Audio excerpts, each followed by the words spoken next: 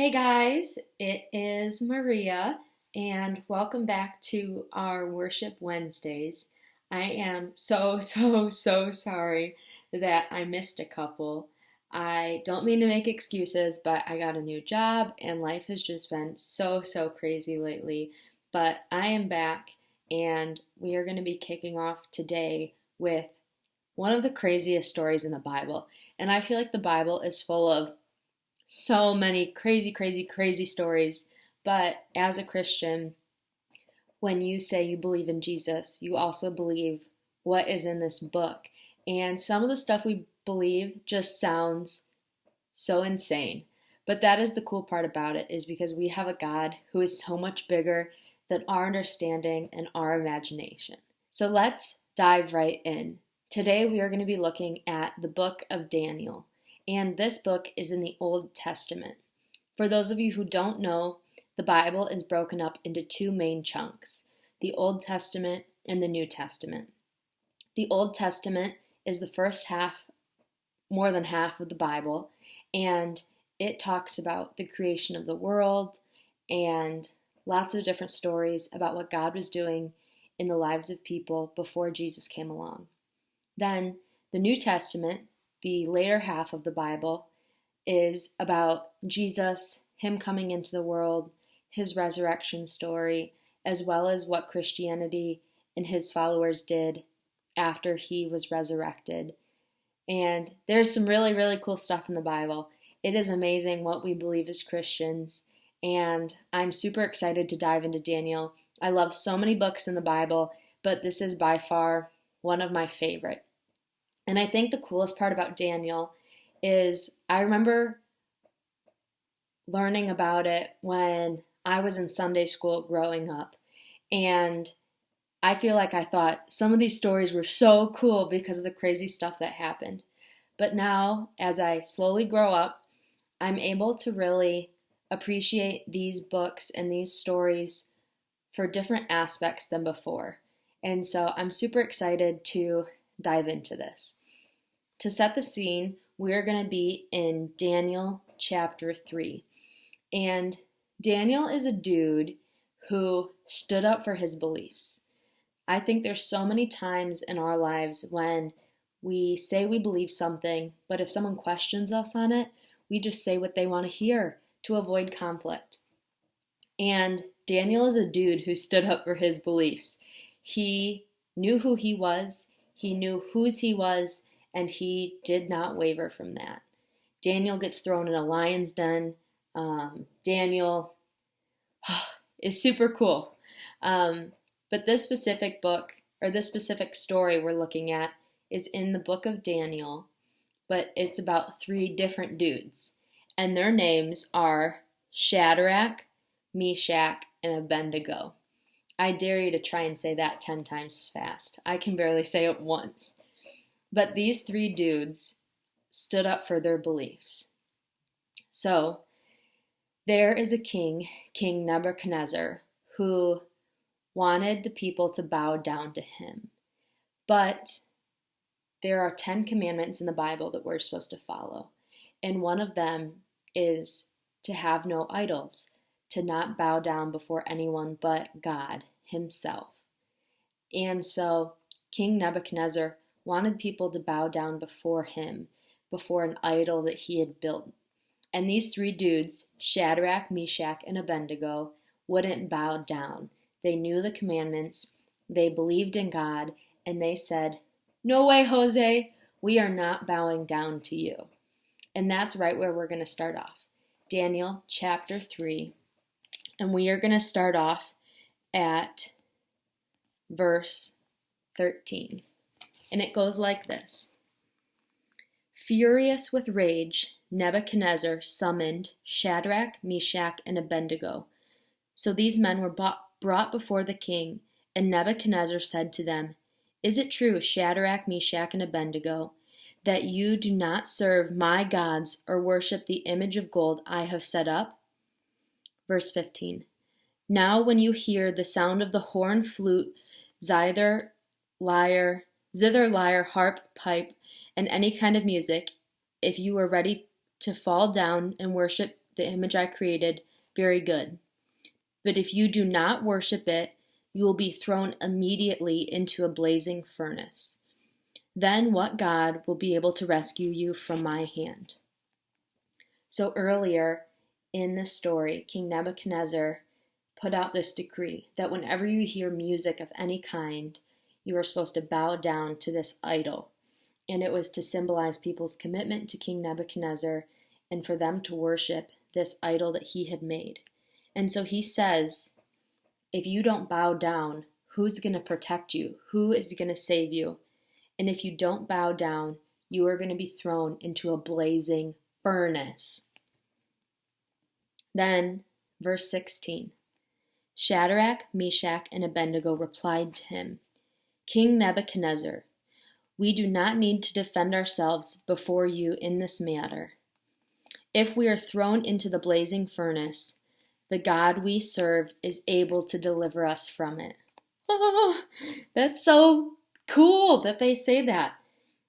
If someone says, "Maria, I'm going to punch you in the face," I get scared, let alone being thrown into a blazing furnace and being burnt alive. Verse 17.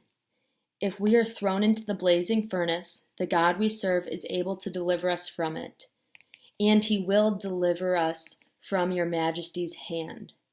But even if he does not, even if God doesn't save us, we want you to know, your majesty, that we will not serve your gods or worship the image of gold you have set up.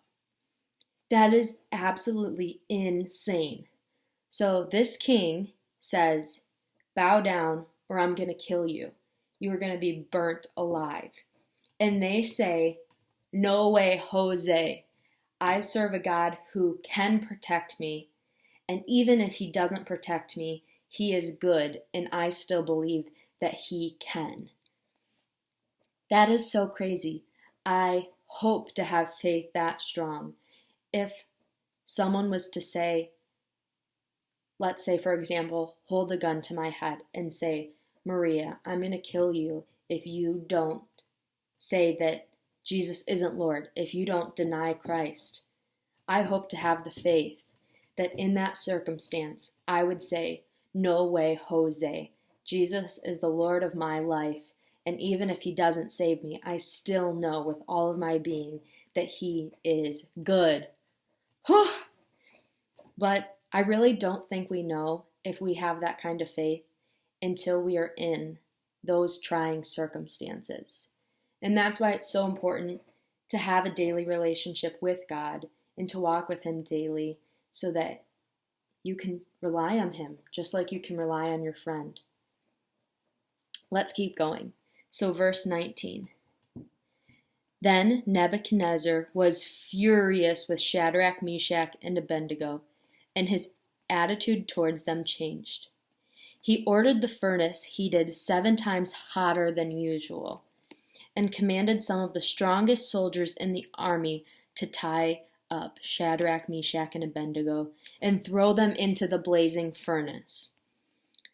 So these men, wearing robes, trousers, turbans, and other clothes, were bound and thrown into the blazing furnace.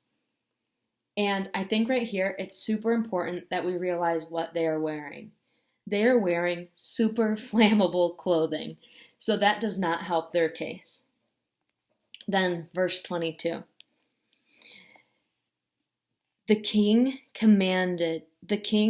command was so urgent and the furnace so hot that the flames of fire killed the soldiers who took up Shadrach, Meshach, and Abednego. And these 3 men, firmly tied, fell into the blazing furnace.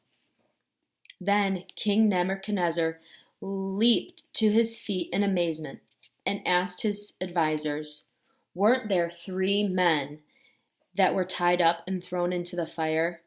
They replied, "Certainly, Your Majesty." He said, "Look, I see 4 men walking around unbound and unharmed, and the 4th looks like the Son of God." What? So, King Nebuchadnezzar said, When you hear music, bow down to this idol.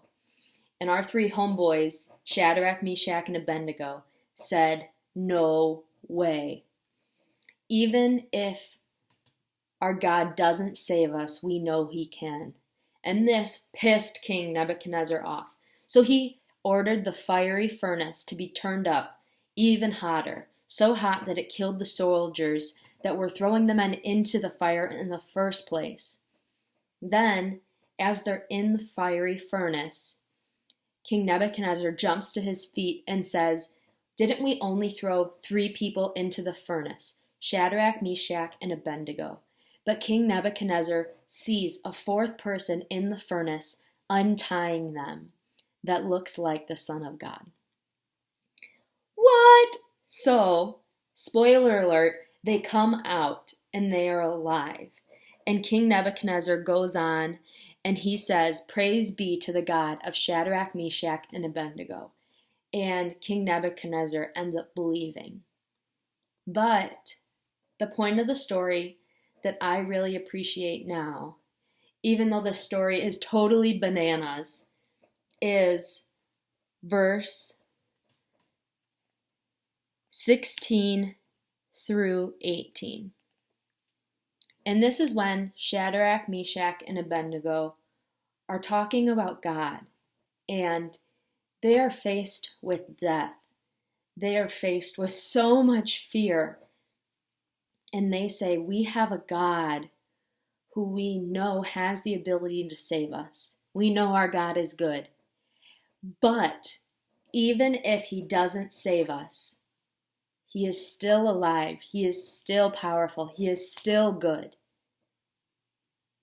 That is so cool to me, that they have such a strong relationship with God, and they know that they can count on him, and their lives are completely and entirely laid at his feet. And they said, God, we trust you. We trust you that if this is our time, that we'll come be in heaven with you. They said, God, we trust you so much that if we die, we know it's for your glory or for your plan. God, we trust you so much that we know that you can save us from this fiery furnace if it's your will. My prayer is that each and every one of us can have that strong of a faith to walk day by day with God, by his side, not to say, hey God, come on, I have these plans over here, follow me, let's go do this, but that we have the faith that says, here God, here is my life, here are my plans, Lord, I want to follow you, whatever your will is, because I know that it's good. Whew. This story always gets me fired up. This story always gives me chills. And so I just pray and hope that as you think about this story, as you keep reading the book of Daniel, it is so, so good. But I just hope that this encourages you. Yeah, I don't have much else to say. Happy Worship Wednesday, guys, and hopefully I'll see you soon. Love ya. Bye.